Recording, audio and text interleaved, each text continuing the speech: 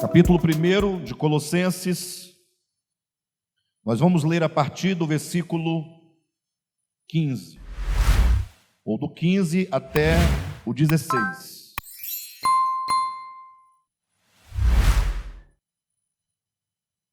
Este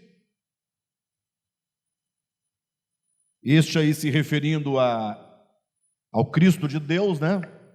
Referindo-se o Cristo encarnado de Deus, que é Jesus. Este é a imagem do Deus invisível. Ele é o primogênito de toda a criação, pois nele foram criadas todas as coisas nos céus e sobre a terra, as visíveis e as invisíveis, sejam tronos, sejam soberanias, quer principados, quer potestades. Tudo foi criado por meio dele e para ele. Ele é antes de todas as coisas, nele tudo subsiste. Até o 17 nós lemos. Queridos, a mensagem dessa noite é uma mensagem muito simples, porém uma mensagem muito necessária. Haja vista que nós vivemos num tempo de muita angústia, num tempo de muito medo, de muitas enfermidades oriundas ou provenientes, né, desse desespero da alma humana frente a todos os problemas que nós vivemos, frente aos desafios que nós enfrentamos. Um tempo em que os homens mais do que nunca buscam pela paz, coisa que não se compra com dinheiro, que não se adquire por nenhum outro meio. O homem, ele precisa apenas de paz interior, que vai lhe gerar equilíbrio interior. Talvez o que nós poderíamos chamar de felicidade. Só que nós muitas vezes confundimos felicidade com alegria.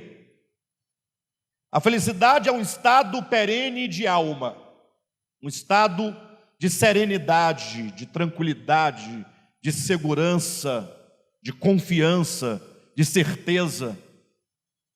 A despeito de todos os rumores de guerra em que nós estamos envolvidos, a despeito dos problemas do cotidiano, os problemas temporais e passageiros, o homem que tem este equilíbrio, essa satisfação interior, é alguém que certamente está preparado para vencer todas as adversidades.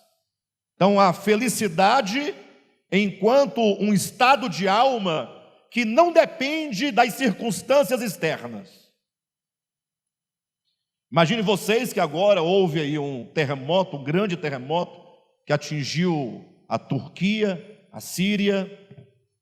Milhares de pessoas morreram, milhares de famílias morreram, pais que perderam filhos, pessoas que perderam irmãos, maridos, esposas, etc.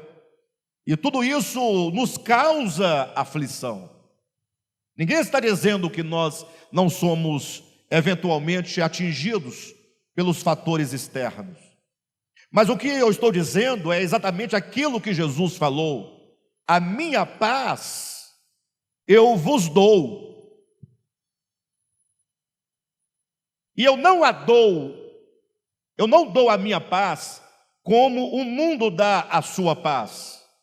Ou seja, a paz que eu lhes ofereço é de uma outra natureza, não é da mesma natureza da paz do mundo.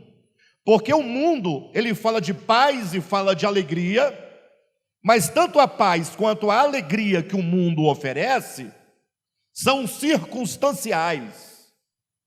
Eventualmente você está num momento de uma suposta paz, porque nada de ruim lhe está acontecendo naquele momento, mas logo vem uma tribulação, vem uma situação e te arranca aquele estado de serenidade, de suposta paz, e você naufraga no desespero, naufraga na angústia, naufraga no medo.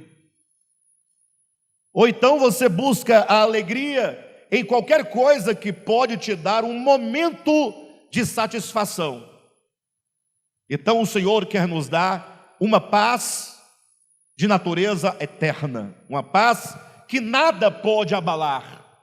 Imagine vocês que o momento em que Jesus disse: a minha paz eu vos dou, não a dou como o mundo a dá. Em que momento ele diz essas palavras? Porque não é fácil você falar de paz quando está tudo bem, sim ou não? Quando tudo concorre para o seu bem-estar. Jesus não disse: a minha paz eu vos dou, no momento em que ele estava sendo aclamado como rei na entrada triunfal de Jerusalém. Não. Ele não disse isso quando as multidões o aplaudiam por ocasião da multiplicação dos pães ou da ressurreição de Lázaro, porque ele tinha feito um grande milagre, um grande prodígio. As multidões o aplaudiam, né? O ovacionavam. Mas não foi exatamente quando ele estava já vivendo os momentos da sua paixão, quando ele estava no cenáculo com seus discípulos, e então ele disse: olha, daqui para frente é o Calvário, é o momento da cruz. E ele falava, e diz a Escritura, que ele suava gotas de sangue, e o seu rosto estava claramente abatido. Seus discípulos estavam entrando em desespero. É nesse momento de angústia em que Jesus diz aos discípulos: não se turbe o vosso coração. Ora, mas como não se turbar?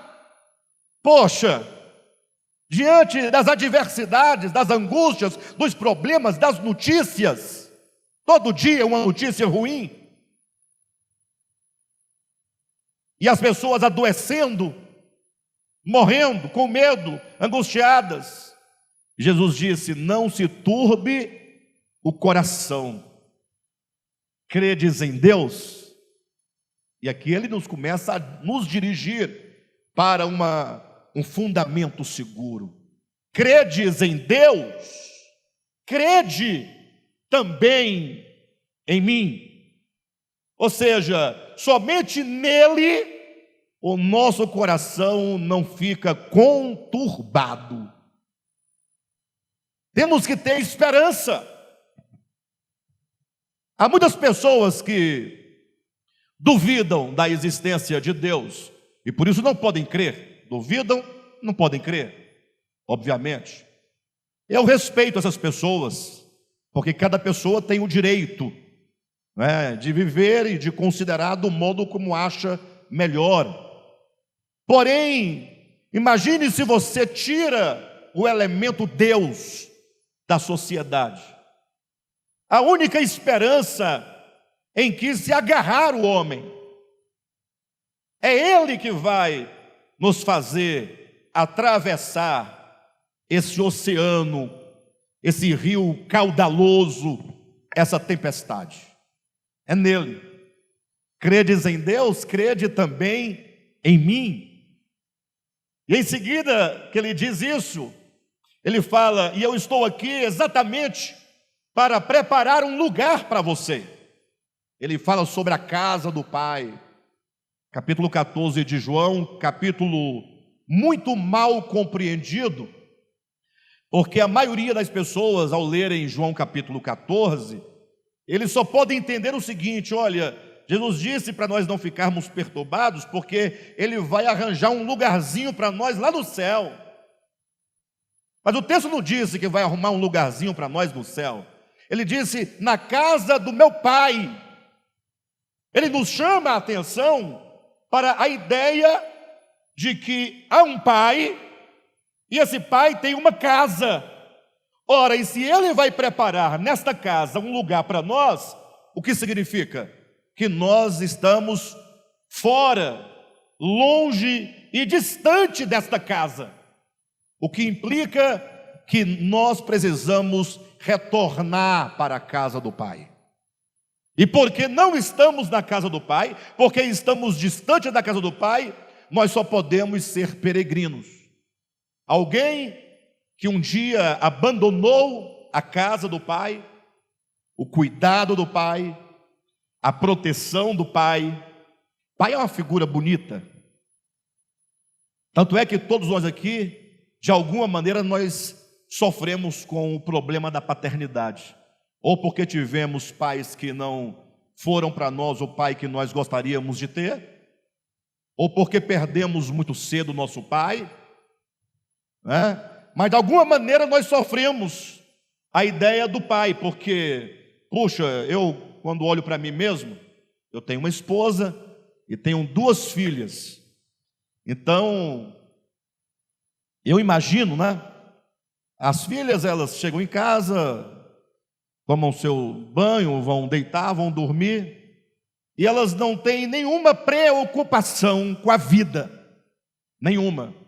Não é muito bom isso, né? Não é muito bom. Mas olhando pelo lado bom da coisa, isso significa o seguinte, que elas estão descansadas, porque sabe que o pai vai trazer o alimento. Não é assim? Elas sabem que o pai vai verificar se as portas todas estão trancadas para a segurança delas. Elas sabem que o pai vai providenciar, vai abraçar, vai cuidar, vai proteger. Então elas descansam, né? Só que descansam muito. Mas esse aspecto eu queria frisar, é que a casa do pai é o melhor lugar. Pode acontecer a maior tempestade, quando você está dentro de casa e o pai está presente.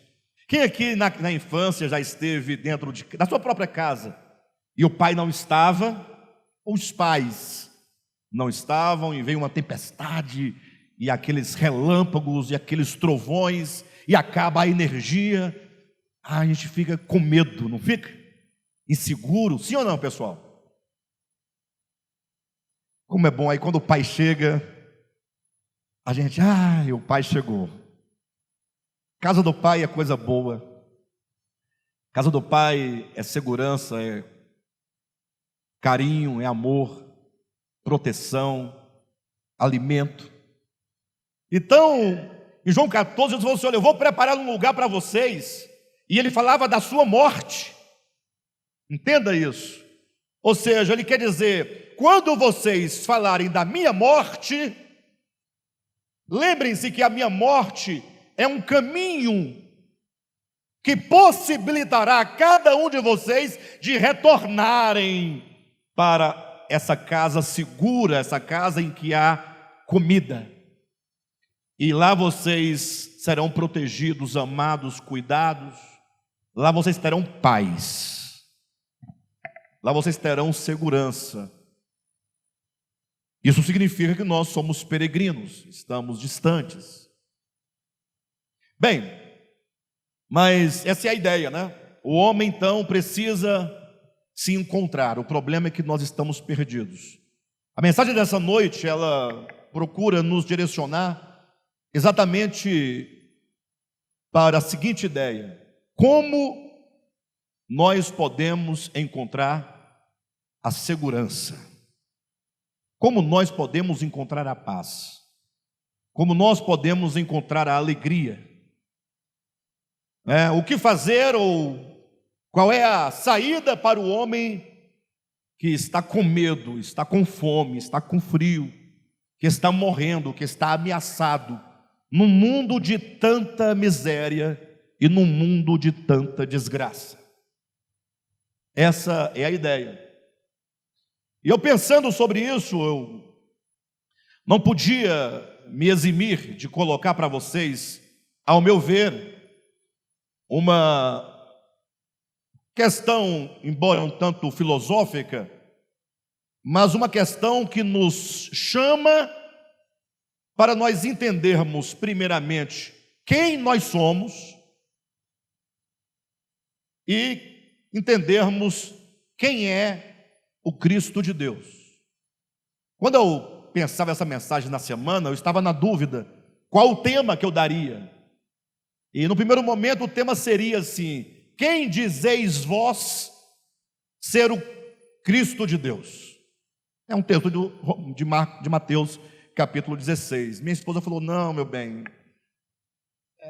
quem dizeis vós? Não tem mais voz. Ninguém mais usa voz. A pessoa tem que se sentir atingida, né, na sua existência normal.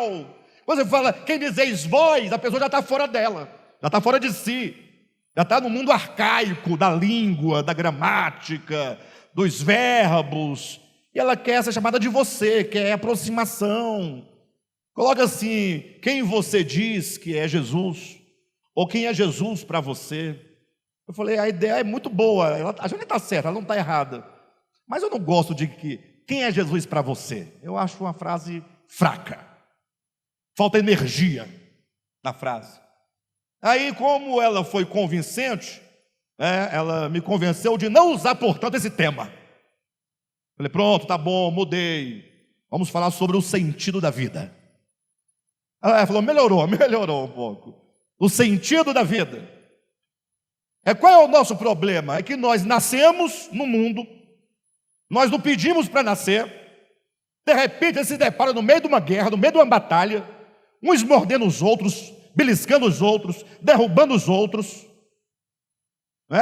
Uma dificuldade para você sobreviver, para almoçar, para jantar, ganhar o alimento, se proteger sua existência, proteger sua vida. Tem que estudar para conseguir o emprego está difícil. Você se vê num mundo atribulado como esse, e você não sabe para onde você vai, e portanto você fixa a sua mente tão somente nessas coisas imediatas e passageiras. Ou seja, nós somos, do ponto de vista pragmático, materialistas. Só entendemos carne, sangue, nervo, músculo, sensações, e as coisas que nos acontecem imediatamente. Ora, como não viver afligido dessa maneira? Se eu viver somente pelos meus sentidos, pelas minhas sensações, baseado no que acontece em volta de mim, na minha família, no meu bairro, na minha cidade, no meu estado, no meu país, no mundo, eu não tenho alternativa. Eu vou sofrer, eu vou morrer, eu vou entrar em crise, síndrome do pânico, porque nada favorece a minha tranquilidade, nada. Por isso nós temos que voltar os olhos para algo maior do que essas coisas temporais e perguntar qual é o sentido da vida. Enquanto nós não encontrarmos um sentido para existir, um sentido, algo pelo qual lutar, pelo qual viver, nós vamos ficar perambulando de um lado para o outro. E então esse texto de Colossenses capítulo 1, que é o texto que abre essa mensagem, ele já nos começa a nos trazer um norte sobre o sentido da minha vida. Para eu entender o sentido da minha vida, eu preciso de 3 coisas. Primeiro, eu tenho que entender de onde eu vim, qual é o princípio que me gera, de onde eu vim. É aquilo que é a causa primal, a causa da minha existência, aquilo que me impulsiona, aquilo que faz eu existir. Então eu preciso também, em segundo lugar, entender para onde eu estou indo, para que tudo o que eu fizer nessa vida, entre o começo e entre o fim, entre o arquê e o telos, eu preciso então, sabendo disso, tudo o que eu fizer nesse meio, eu sabendo de onde vim, sabendo para onde vou, eu vou direcionar esse meu fazer e esse acontecer para esse fim. Ora, quem não sabe para onde vai, qualquer caminho serve. Já dizia lá no livro Alice no País das Maravilhas, salvo engano é o gato, tenho bem certeza, que fala para Alice, né? Alice está perdida num mundo maravilhoso, e o gato diz para ela, olha, ela queria saber qual o caminho, diz, para onde? Eu falei, não sei para onde eu vou. Para quem não sabe para onde vai, qualquer caminho serve, né? Você não tem um lugar. Mas se você sabe de onde você veio e sabe para onde você vai, então o meio da sua existência ganha significado, porque você sabe, eu vim de algum lugar e eu estou caminhando e indo em direção à minha plenitude. Nós vamos usar aqui duas palavras, arquê e telos. Não precisem ficar tristes que eu vou explicar. O arquê quer dizer o princípio. O telos quer dizer o fim. Mas entenda, não é o fim porque acabou. Não é o fim que acabou. O telos em grego quer dizer que aquele que um dia procedeu da sua origem, do arquê, quando ele chegar no telos, ele chegou à sua plenificação. Por exemplo, quando você tem uma semente, você tem o arquê. Legal? Dá para entender agora, né? A semente é o arquê, é o germe da origem da coisa. Só uma metáfora. Quando, então, essa semente germina, se desenvolve, cresce, cria raízes profundas, um caule robusto, com os seus galhos fortes e firmes, com folhas, com flores, e então, por fim, nascem os frutos maduros, viçosos, punjantes, bonitos, cheirosos, Você diz que aquela semente chegou no telos. Não é que acabou a vida, não. Ela chegou na sua plenitude. Tudo aquilo que ela tinha em potencial para viver, para experimentar, ela atinge a plenitude. E é essa a ideia. Leia comigo Colossenses capítulo 1. E o texto já nos dá a direção mais ou menos assim. Capítulo 15. Este, referindo-se, versículo 13, lá no finalzinho, referindo-se ao Filho do amor do Pai. Referindo-se ao Cristo de Deus. O Cristo de Deus, o Filho do amor do Pai. Este é a imagem do Deus invisível. O Cristo de Deus é o primogênito de toda a criação. Olhem para mim. Quando você se depara com um texto como este, que Cristo é o primogênito de toda a criação, o que a teologia costuma fazer diante de um texto como esse? Imagina você lendo a Bíblia, se depara, ele é o primogênito de toda a criação. O texto é muito simples, mas aí vem a teologia para complicar a sua vida. Não, vamos agora debater o sentido e significado de de Cristo ser o primogênito da criação. Primogênito é primeiro, não é? O primeiro gênus, primogênito da criação. Logo, ele é criado. Aí o outro fala, não, mas ele não pode ser criado porque ele é Deus. Pronto, acabou. O texto já foi para o espaço. Aquilo que Paulo queria dizer já foi perdido, porque agora o debate é inútil. Porque agora não interessa mais o sentido profundo e orgânico que se quer passar com a mensagem de Paulo, mas agora nós esquecemos de tudo para debater se Cristo é Deus ou se ele é criatura. e ser a criatura e Deus ao mesmo tempo. Aí vamos ficar agora navegando no mundo informe, né, que não produz nada absolutamente. Sim, Alexandre, tudo bem, concordo com você, mas você há de convir comigo que é uma questão, né? É um problema, é um nó para ser desatado. Ora, por que você não permite que a própria Escritura desate esse nó? Continue a ler o texto.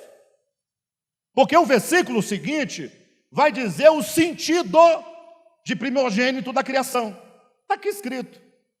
Mas a teologia não deixou nós avançarmos. Então, fala comigo, ou não fale também, fale se quiser. Cristo é o primogênito da criação. Puxa, eu faço parte da criação. Mas a criação não é algo que está aí ao léu. Não estamos falando de um Deus que criou algo do nada e largou aí solto, viajando no espaço sideral. Não, não, não. Existe a criação, o conjunto das coisas que Deus criou, e eu faço parte desse conjunto de coisas criadas. Então agora o meu interesse é em mim. Eu, quanto criação, estou na criação dele. Essa criação tem um primogênito. Cristo é o primogênito de toda a criação. Mas quando eu queria entender profundamente por que ele é o primogênito? Bem, o texto diz no versículo 16, pois. Tem um pois aí? Um pois explicativo. Não vamos debater se é explicativo ou se é conclusivo. Não vamos nos perder. Mas entenda o sentido. Ele é o primogênito de toda a criação. Porque o pois vai te trazer uma explicação simples. Você sabe por que ele é o primogênito de toda a criação? E portanto ele é o primogênito de você? É porque nele, é isso que vai dar o sentido de primogênito. Não é se ele foi criado ou não foi criado. Ele é o primogênito porque nele todas as coisas foram criadas. Por que ele é o primogênito? Pois nele foram criadas todas as coisas. Nele, ele é o quê? Ele é o primogênito, ele é o princípio, ele é a origem, ele é a causa, ele é o quê? A fonte. Tudo foi criado nele. Ele é o ambiente, se essa palavra serve, onde tudo vai existindo e acontecendo. Pois nele foram criadas todas as coisas. Para você entender se nele foram criadas todas as coisas, não desmarque a sua Bíblia, né? Mas eu vou ter que ir para um outro texto e depois a gente volta para cá, sem problema. Mas você vai ter que ir em Atos capítulo 17. Estamos entendendo a origem, o arquê, a causa. Isso vai te dar estabilidade, tá? Capítulo 17. Pois nele foram criadas todas as coisas. Capítulo 17, versículo 26. Quando diz assim, olha, de um só fez toda a raça humana. Queridos, esse de um só é um pouco genérico, né? Alguém pode dizer, ele fez toda a raça humana de um só, a saber, de Adão. Sim ou não?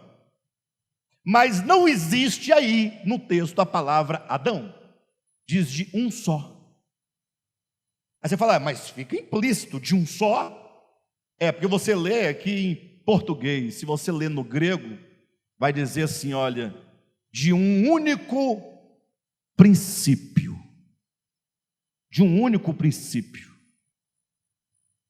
Ou seja, toda a humanidade, toda ela, tem um princípio fundador, originador, causador comum.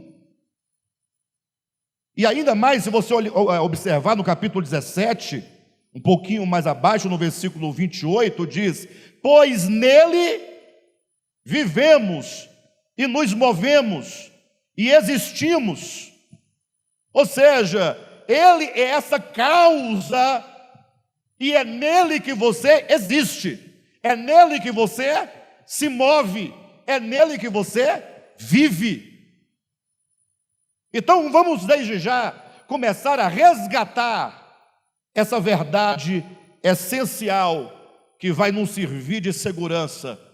Eu tenho a minha origem em Cristo.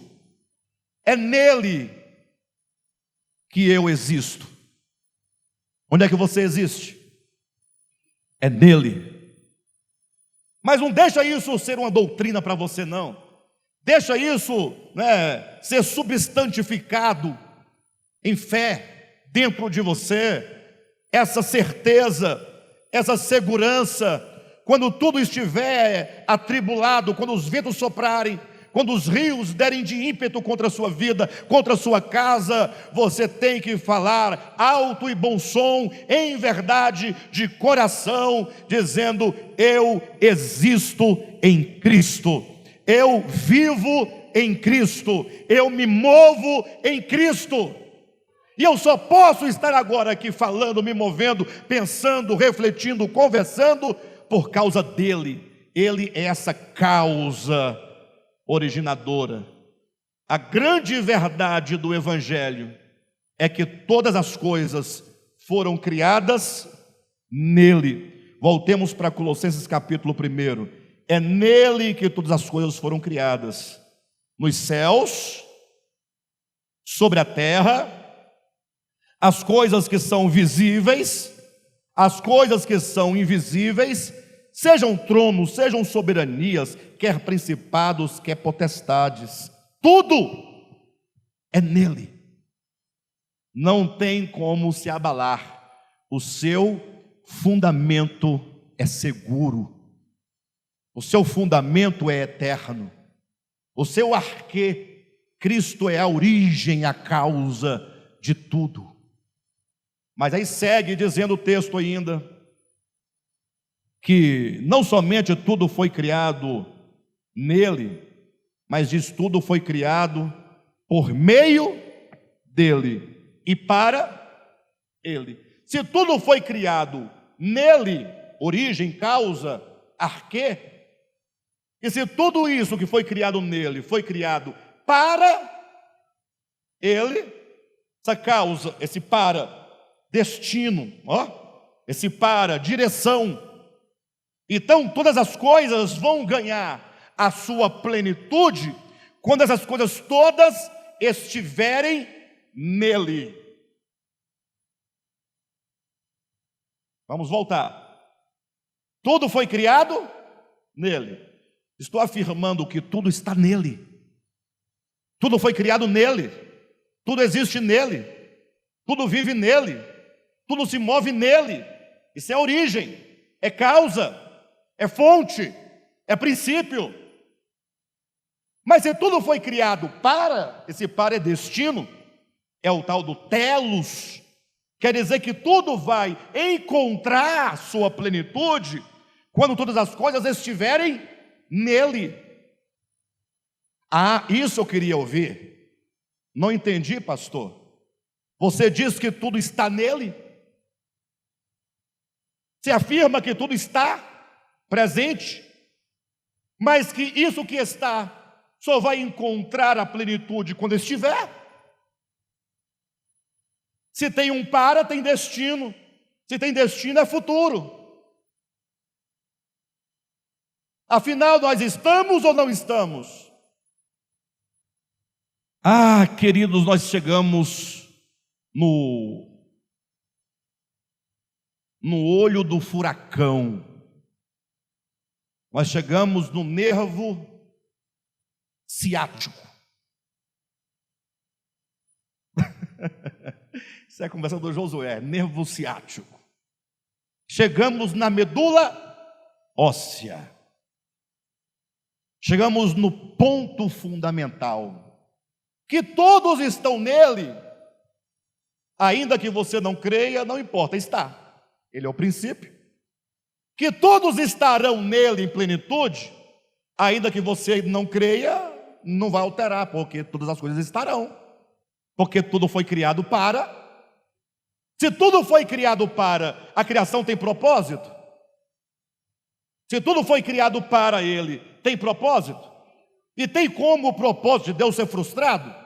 Tem como alguma 0,00000000001% da criação não chegar nele no fim?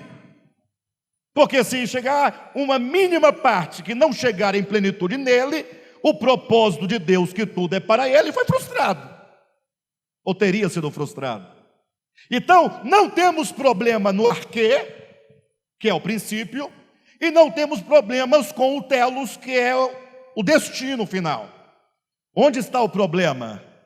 É aqui que está o problema. É aqui.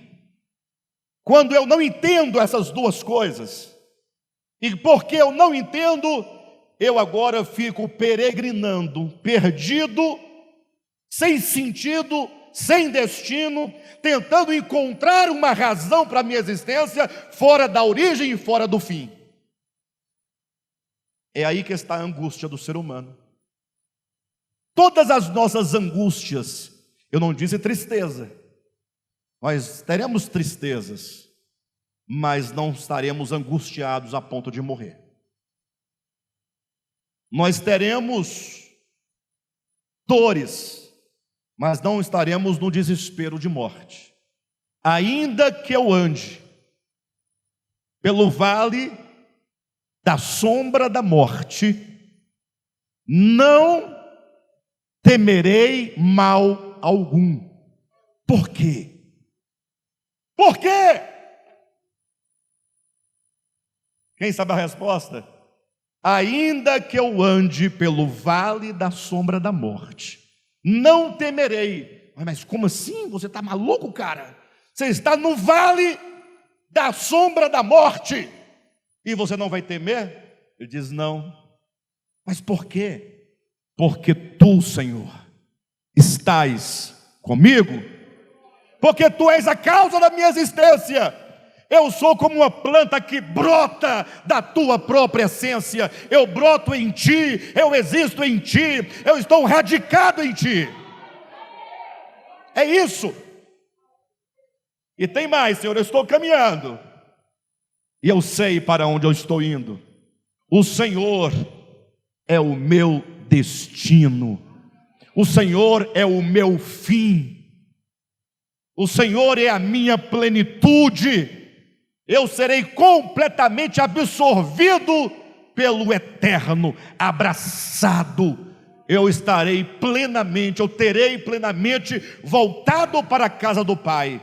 Quando o Pai calçar sandálias nos pés, vestes novas, anel no dedo e falar para todo o universo: vamos agora festejar, porque aquele que estava perdido foi achado, e o que estava morto reviveu.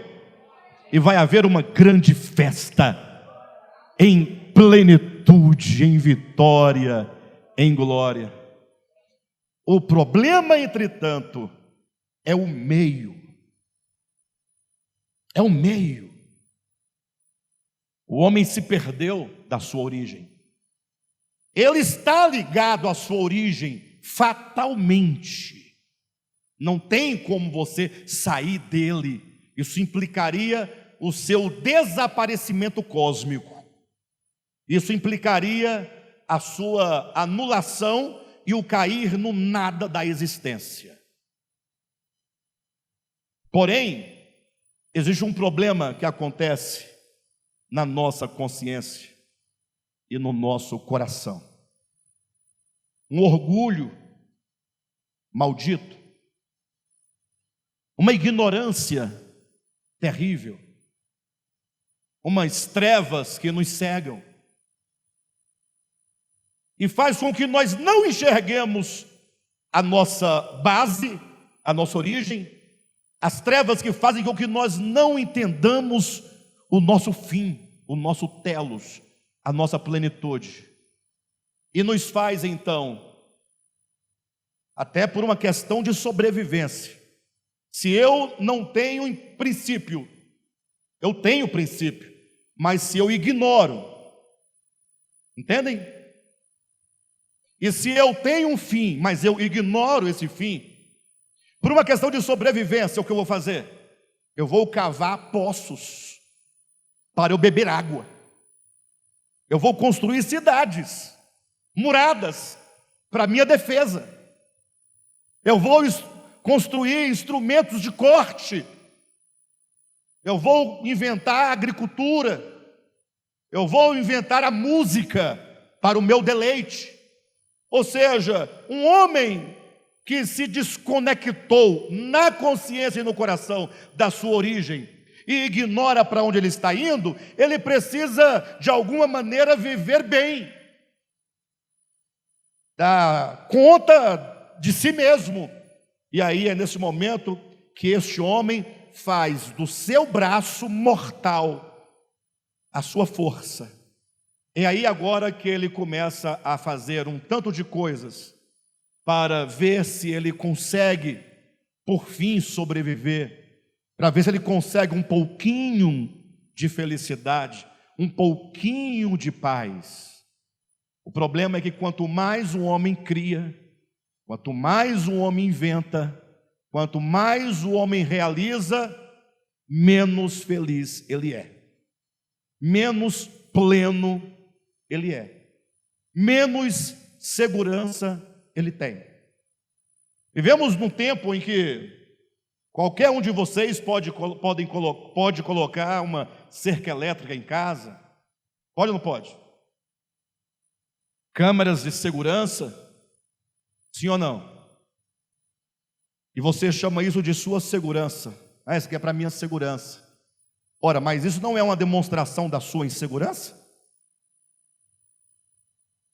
Ora, o que são essas coisas todas que chamam de segurança? É uma exteriorização, uma manifestação da minha insegurança. Ora, mas é isso que eu posso fazer, eu não posso fazer mais nada. É o que está ao meu alcance. É o trabalho, né, no qual você se empenha, ao qual você se dedica, que te consome o tempo, que te consome a saúde, que te escraviza, mas você fala, não, mas isso aqui é a minha segurança futura. O sonho de todos nós é se aposentar.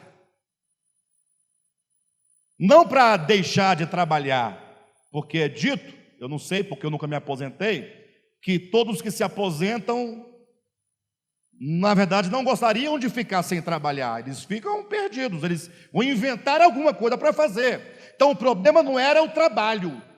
Então o que é a aposentadoria? É a segurança que na velhice, se eu não puder produzir alguma coisa, eu tenho uma renda que me garanta comprar o remédio da pressão, da diabetes, o remédio de quê? Da osteoporose, vitamina D, vitamina C, vitamina G, poder pagar o Uber para ir ao pronto-socorro, a UPA, é a segurança que nós queremos. E tudo isso que nós fazemos e promovemos e produzimos, a Bíblia chama metaforicamente isso aí como uma cisterna rota que não retém a água. Mas como é um termo muito arcaico, uma ideia muito interessante, talvez não teria ideia melhor para representar essa nossa situação, mas para que todos entendam e ninguém fique sem entender, poderíamos dizer em termos atuais que é uma caixa d'água rachada. Estou certo, José? uma cisterna rota é uma caixa d'água furada. Você até que enche a caixa d'água, mas quando você olha, foi embora. A vida é assim. Quando você pensa que agora eu cheguei, aí vem um problema que rouba seu sossego, que rouba sua alegria. Aí você vai lutar para resolver aquele problema. Aí você luta, quando você resolve, agora deu certo, cheguei. Aí vem um problema com um filho. Aí vem um problema no trabalho. Aí vem um problema de saúde. E aí nós ficamos novamente angustiados e perdidos. Tudo isso porque nós fizemos do nosso braço a nossa força. E tudo isso é uma voz silenciosa dizendo: você ainda não entendeu e não compreendeu que você não consegue? Será que você não entende que tudo o que você fizer, e por melhor que você faça, nunca vai resolver os seus problemas? Porque só existe uma única coisa que resolve o nosso problema: é aquele que é a nossa origem e aquele que é o nosso fim. Por isso que é dito que na plenitude, se ele é o princípio e se ele é o fim, se ele é o arquê e se ele é o logos, disse que na plenitude do tempo, olha o meio da história aí, na plenitude do tempo, o verbo se faz carne. Que maravilha. Ele entra na história, ele também é o meio da história. É Ele que dá sentido à história. É Ele que divide a história em antes dele e depois dele. Ele é o marco, Ele é o meio. E para não ficar só em conversa, Ele diz: eu sou o Odos, eu sou o caminho. Então Ele é o princípio, Ele é o caminho e Ele é o fim. Então nós somos convidados a compreender nossa origem, a compreender o nosso fim, para que possamos encontrar este caminho que é o próprio Cristo. Ele é tudo para nós. Jesus é tudo para nós. Ele é maravilhoso. E aí nesse caminho, Ele não disse que nós não teríamos dificuldade. Não. Ele não disse: olha, agora que você está no caminho, está tudo resolvido. Não, Ele não disse isso. Se você pensava isso, você pensava errado. Se alguém te falou isso, te enganou. Ele diz assim: olha, no mundo tereis aflição. No mundo tereis aflição, mas tende bom ânimo. De onde vem esse bom ânimo? Tende disposição de continuar a caminhar, de continuar a crer e de continuar em direção à casa do Pai. Olhem para mim em nome de Jesus. Daqui uns dias nós não estaremos mais aqui. Bobagem. Eu sei que ninguém gosta de falar disso, mas eu não entendo por que ninguém entendeu até agora isso. Todo dia tem gente indo embora daqui.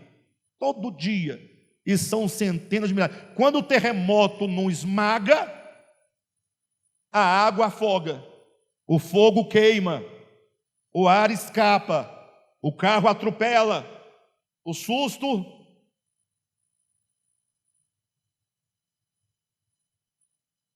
Então, se nós vivemos aqui relativamente a essa existência, né, sem saber quando é a minha vez, ora, eu vou usar todos os momentos e todas as oportunidades para me apegar naquele que é o meu destino.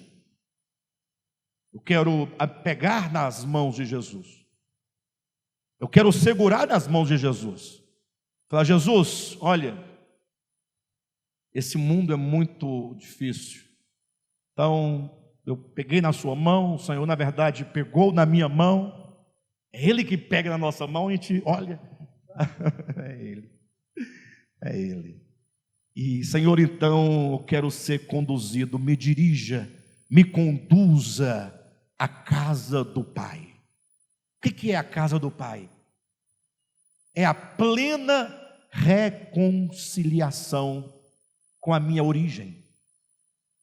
É a plena reconciliação com o meu fim, com o meu objetivo, com o meu destino, com o meu telos. Mas por que eu deveria me reconciliar com a minha origem e me reconciliar com esse fim, que é o Cristo de Deus? Por que eu deveria me reconciliar? É dizer, Senhor, olha, eu por muito tempo te ignorei na minha existência.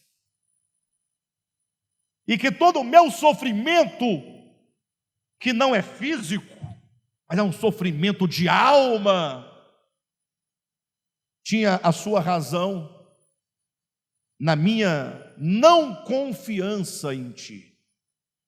Então, Senhor, eu quero agora confiar, eu quero entregar a minha vida a Ti, eu quero que a minha vida ganhe sentido em Ti, porque eu existo para Ti. É isso. Eu existo para Ti. Eu vou dizer uma coisa para vocês. Nós não podemos impedir que por fim estejamos todos nele. Você estará. O que você pode fazer é retardar o processo. Isso você pode. Você pode, ao invés de chegar logo nessa plenitude, no tempo que Ele definiu para você, ou você pode falar, não, deixa para depois, para outro dia. E você vai postergando, postergando. Mas existe uma coisa dentro do homem que nós podemos chamar de teotropismo. Teotropismo. Eu vou explicar. Teotropismo seria dizer que dentro do homem, no mais íntimo de você, no mais profundo, na sua alma, vamos mais profundo? No seu espírito, existe uma força que se inclina em direção a Cristo. Acredita nisso? Assim como as plantas, elas buscam o sol, a direção do sol, e isso instintivamente, todo homem, ele se volta para Deus, mesmo quando dele foge. Nietzsche, grande filósofo do século XX, ele é conhecido, imagino, no meio cristão, se é que conhecem alguma coisa dele, como sendo o filósofo mais ímpio que já houve na história da humanidade, o mais perverso. É tão fácil julgar, né? Tão fácil, tão cômodo você falar mal de Nietzsche. Até a cara dele era feia, aquele bigode dele era horrível, filho das trevas, do demônio. É fácil, mas você não sabe o que tinha dentro dele. Você não sabe. Você julga os pensamentos, você discerne os pensamentos e propósitos do coração. A palavra de Deus, que é viva e eficaz, ela sim é mais penetrante que qualquer espada de dois gumes, e ela penetra o ser do indivíduo até o ponto de dividir alma e espírito, juntas e medulas, e é apta para discernir os pensamentos e propósitos do coração. Só ela pode julgar, ninguém mais pode. Nietzsche teve pai pastor, E quem é filho de pastor sabe a desgraça horrível. Não de todos os pastores, mas da maioria. Porque pastor é uma coisa horrível. Pastor é uma coisa feia. Pastor é um monstro. Não estou falando de qualquer pastor e de todos os pastores. Estou falando em termos gerais. E só um pastor pode falar como que ele é horrível. Sabe por quê? Porque ele tem a barriga grande, a cara feia, e fica 24 horas com ares de santidade, impondo medo nos filhos. E os filhos olham para o pai, pequenininho, os filhos pequenininhos, e ele olha e ele vê Deus no pai. Porque a única referência de Deus que ele tem é o pai dele, que é pastor. Porque todo mundo na igreja está sentado como ser humano. Então o único que fala de Deus é o pastor. Então ele é a única referência de Deus, é o mais próximo de Deus.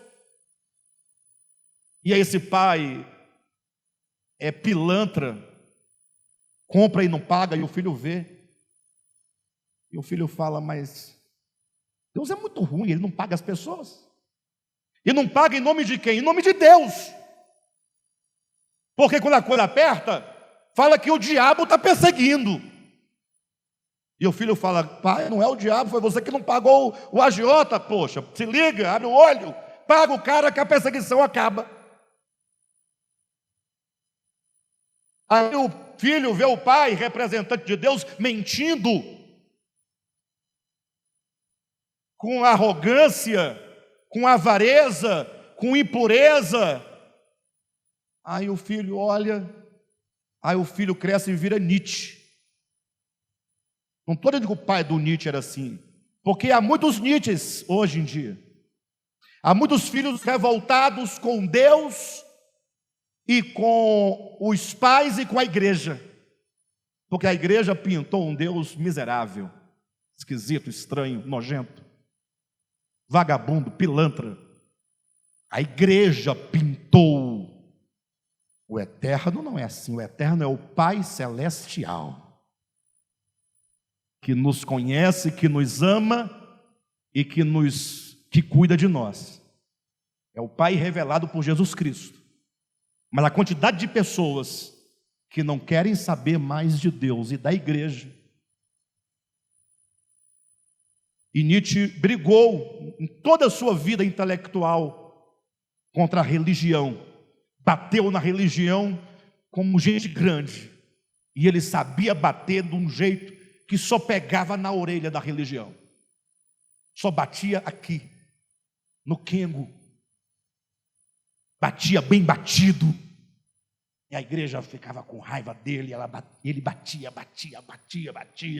E ninguém conseguia fazer ele parar de bater. Mas antes de ele morrer, ele fez uma oração. Estranho. Uma oração? Como assim? Como assim? Se ele era contra Deus. Não. Ele era contra o Deus da religião. E contra essa religião falsificada que o homem inventou. Mas lá no íntimo dele, no espírito humano, tinha um teotropismo, uma inclinação natural para se voltar a Deus. E ele faz uma oração e diz, ó Deus desconhecido, passei a minha vida toda tentando te conhecer. Passei minha vida toda te buscando. E agora eu estou morrendo. E eu quero que o Senhor saiba que a minha alma vai ao teu encontro. Vocês entendem isso? Quem está entendendo? Ah, mas isso justifica o que ele fez? Não cabe a mim e nem a você. Estou apenas dizendo que mesmo dentro da alma de alguém como Nietzsche, existe uma força que busca e que ama a Deus. É isso que eu quero que você entenda. Vou concluir lendo com vocês Efésios, capítulo 1, quando apresenta esse telos, esse final de todas as coisas. Capítulo 1 de Efésios, versículos 9 e 10, que diz assim: desvendando-nos o mistério da sua vontade. Eu vou ensinar os irmãos a lerem um pouquinho agora. Posso? Coisa rápida. Você vai perder uns minutinhos a mais, mas você vai ganhar décadas de lucro. Você vai me ensinar a ler? Eu já sei ler. Não sabe. Não te ensinaram a ler.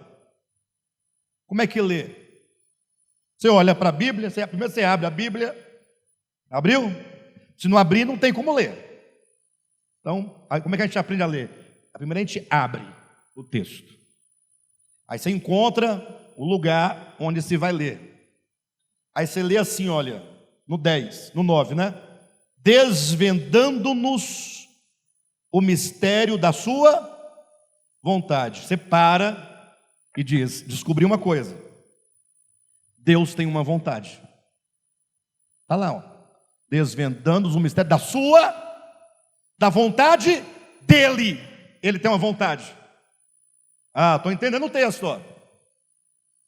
Mas aí diz, tem um tal de desvendando-nos. Calma. Desvendando-nos o mistério da sua vontade. Eu já sei que ele tem uma vontade. E agora eu sei de outra coisa, que essa vontade tem dois momentos. Tem um momento em que ela estava encoberta. Como é que eu sei disso? Porque ele desvendou. Se ele desvendou, a vontade estava o quê? Encoberta. Olha, está só aí nesse trechinho. Desvendando-nos, desvendando a nós. Esse nós quer dizer a nós.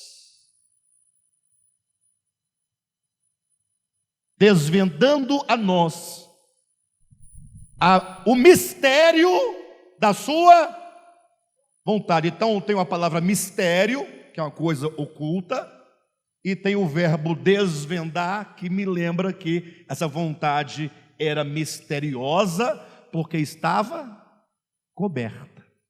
Mas agora ele está nos desvendando, está nos mostrando essa vontade. Amém? Está bem lido essa parte? Aí ele continua: desvendando no mistério de sua vontade, vírgula, segundo o seu beneplácito que propusera em Cristo. Entendi. Essa vontade de Deus, ela é segundo, ela é conforme, ela está de acordo com o beneplácito. Aí você tem que ter um esforço, tem que ter um dicionário, não é? Você abre um dicionário. O que é beneplácito? É essa vontade de Deus que está sendo mostrada esta noite para nós. Ela é segundo, ela é conforme o bom prazer. Gente, Deus tem prazer, Deus tem satisfação.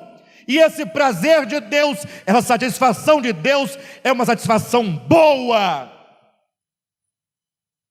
Pode confiar nele, porque ele tem uma boa intenção, ele tem um bom prazer. Eu ouvi essa semana Rubem Alves falando, não que ele tivesse dito essa semana, porque ele já faleceu, mas eu ouvi num vídeo. E ele dizia: você já observou que quando o homem quer agradar a Deus, quer fazer uma promessa para Deus, quer prometer uma coisa para Deus, ele só promete coisa ruim?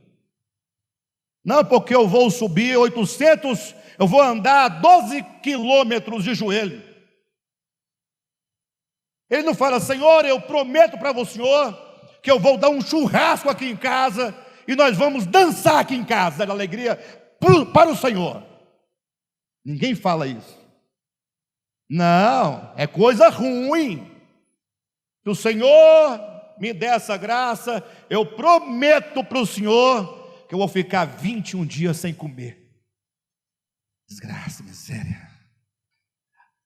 A pessoa pensa que Deus vai ficar feliz porque você está com fome, porque você está esfolando os seus joelhos, porque você está carregando uma pedra na cabeça e Deus, uhul! Não, Deus não é assim. Está aí, desvendando-nos o mistério da sua vontade.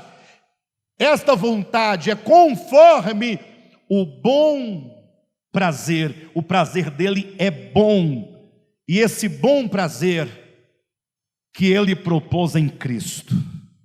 Então a vontade dele é de um prazer grande no Filho, no Cristo.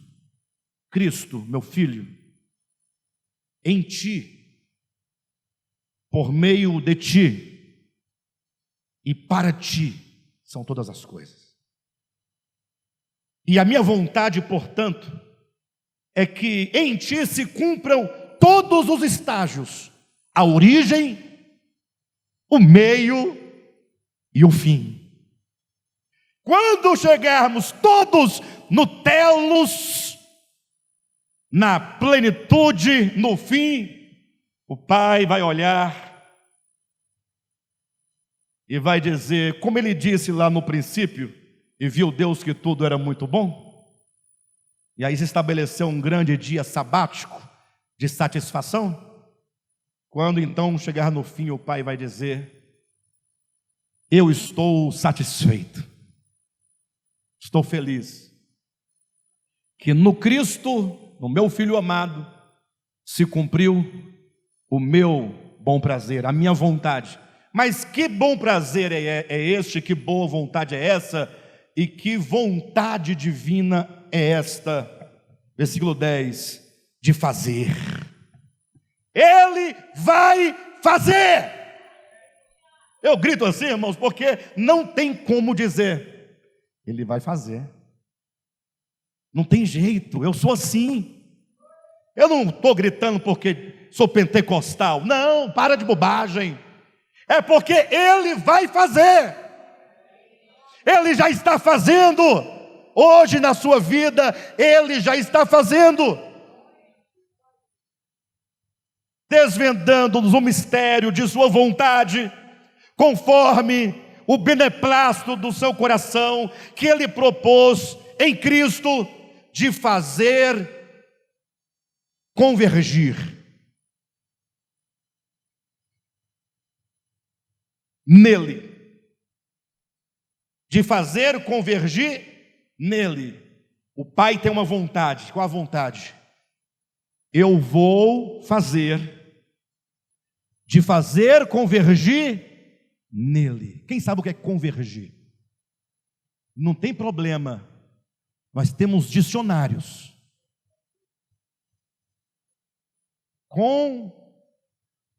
Convergir. Vamos ler todo o texto. De fazer convergir nele, na dispensação da plenitude dos tempos. Então há um tempo determinado em que o Pai fará com que todas as coisas convirjam em Cristo. Tanto as coisas do céu, como as coisas da terra. Então Cristo está aqui. A sua criação nele, Ele é o princípio, se afastou dele na sua consciência e no seu coração. E então a grande obra de redenção é trazer de volta para Ele todas as coisas. Queridos, todas as coisas. Você está entre todas as coisas? Você é um entre todas as coisas? Ele vai fazer você convergir para Cristo. Calma. Você pode cooperar hoje, conhecendo a Ele mais e mais, entendendo o processo, cada dia se convertendo mais, cada dia convergindo mais para Ele. Mas Ele fará com que todas as coisas se voltem em reconciliação, em harmonia, em amor, graça, perdão, misericórdia. Todas as coisas, não são algumas coisas, são todas. Só os homens, eu acho. Não, você está errado. Todas as coisas, tanto as dos céus, as dos céus também. Ei, as coisas do céu seria a vida angelical, conforme nós conhecemos? Não tem vida angelical? É do céu ou é da terra, anjo? De onde são os anjos? Do céu ou da terra? Então as coisas do céu, vida angelical, todas as coisas dos céus e da terra são todas as coisas. Nietzsche estará diante dele, voltado para ele, ajoelhado diante dele e declarando: só Jesus é o Senhor, só Jesus é o Senhor, só Jesus é o Senhor. E eu quero estar lá do lado dele e dizer: Nietzsche, eu também era revoltado igual você, mas é porque eu não entendia. E aí Jesus vai falar assim: não, mas eu os fiz entender. Toda treva será dissipada. Quando chegarmos ao conhecimento da verdade, seremos verdadeiramente livres. Porque o que nos aprisiona no pecado é a cegueira espiritual. Naquele dia que a Bíblia chama de dispensação da plenitude dos tempos, todo joelho nos céus, todo joelho na terra e todo joelho debaixo da terra se prostrará diante dele. Amém? E toda língua nos céus, na terra e debaixo da terra vai declarar que só Jesus é o Senhor. Esse entendimento de quem eu sou em Cristo, ou de quem é Cristo para mim, arquê, odos, telos, princípio, caminho e fim, é o que fará com que nesse intervalo da minha existência, neste meio da minha existência, de muita tribulação e luta, vai fazer com que eu tenha paz e alegria e felicidade, porque eu terei encontrado em Cristo a verdadeira paz e a verdadeira felicidade. Amém? Vamos lá? Vamos seguir com Ele? Glória a Deus. Jesus é o Senhor.